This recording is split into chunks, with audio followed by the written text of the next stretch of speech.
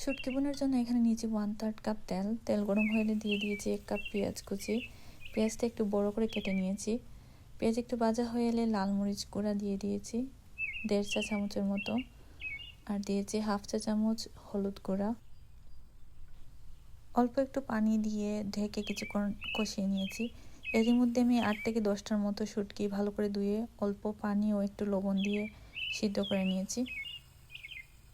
শুটকি সিদ্ধ হতে বেশিক্ষণ সময় লাগে না, 4 থেকে 5 মিনিট পর শুটকি ভেঙে গেলে নামিয়ে অ্যাড করে দিয়েছি।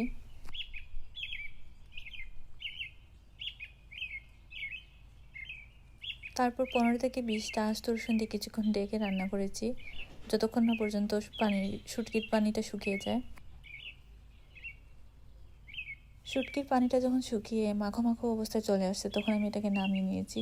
নামানোর আগে অবশ্যই লবণ চেক করে নিয়েছি, কারণ স্বাদ মতো লবণ না হলে একদমই মজা লাগে না শুটকি বোনা।